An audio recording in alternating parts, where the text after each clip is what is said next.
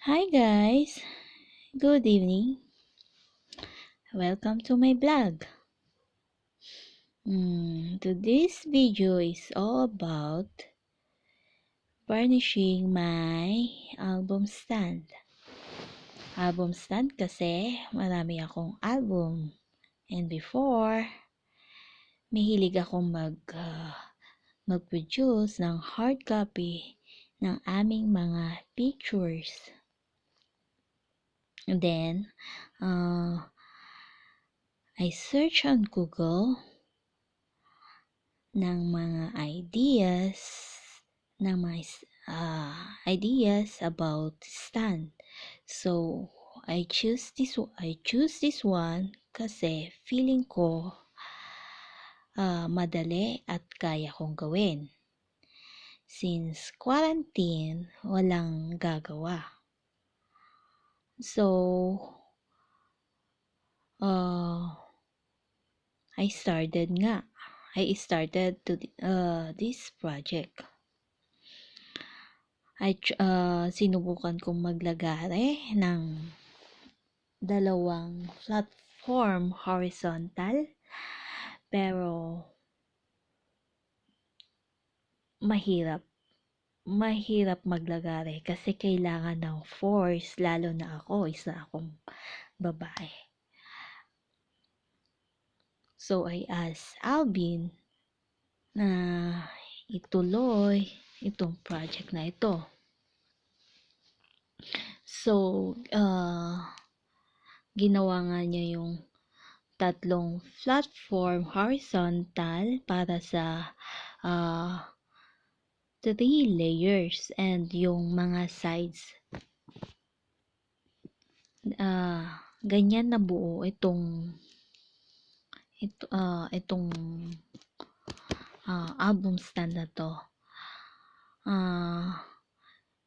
This is from whole plywood na kinat into pieces, then dugtong-tugtong through pagpapako. On the other hand, we're talking about varnishing. Sa pagbabarnish naman is walang masyadong procedures or ways na kailangang sundin. It's just that mag-start ka from the top going down, or on the from one side to other side. Pangit naman yung mag-start ka from the middle going to the side, going up, going down, magulo. So yung about sa stroke on applying varnish, either vertical or horizontal. Pag vertical, pag horizontal, ganun lang yung ways ng pagbabarnish. Then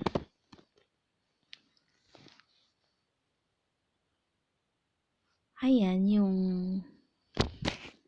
sa bottom part, as you can see, from the start of this video is nag-start ako from the top going down. Then it's your own choice kung anong color ang ilalagay nyong varnish, either walnut, mahogany, clear, or natural. So in my album stand, I choose natural kasi ayoko yung masyadong dark. Then itong varnish na ito is masyadong matapang, masakit sa ilong, so it's better na gumamit kayo ng mask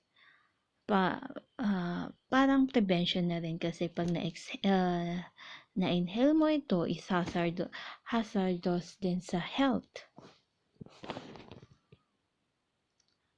Sadly, hindi ako nakagamit ng mas. Then, yan. Ganyan lang pagbabarnish.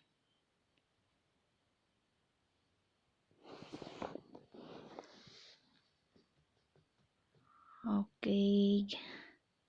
Okay guys, thank you sa mga nag-view and nag-like in my previous videos. Hopefully, ila-like nyo tong video ito and subscribe my channel. And tong video na to is nagustuhan nyo at nagkaroon kayo ng konting idea regarding varnishing. On this part of this video is second coating na ng aking pagbabarnish. Since yung varnish is madaling matuyo, kasi meron mga varnish na matagal matuyo, antay mo pa ng ilang minutes bago mo mag-reapply ng second coating. Pero itong varnish na ito is super daling matuyo. So, yan na yung second coating. Again, nag-start ako from the top going down, then sa middle top going down again. On this video, hindi nyo nakikita masyado on this part, hindi na naipapakita yung bottom part kasi nabablock na. Hindi na makikita sa baba.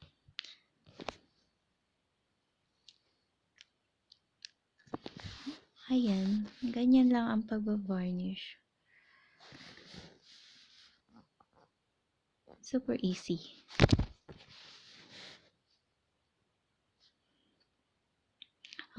Sa last part ng video na to, makikita nyo yung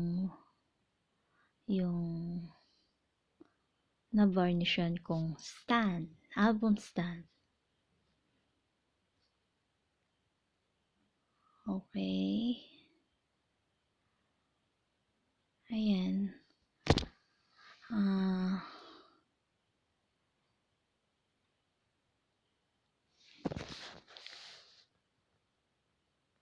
Ganyan lang. Medyo mabilis na rin dyan kasi second coating na nga.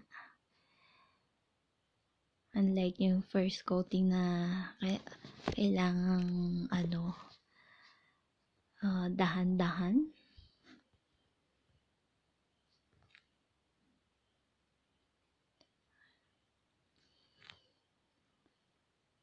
Ayan.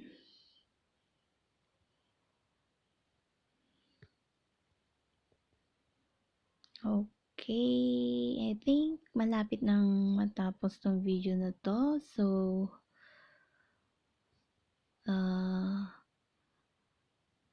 hopefully nagustuhan nyo tong video na to. And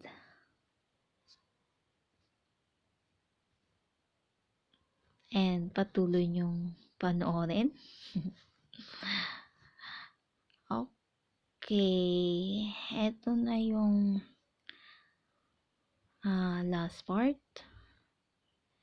Ayan na yung album stand. Yan na yung varnish na ginamit ko.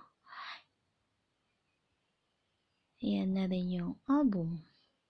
Okay guys, thank you for watching. Bye.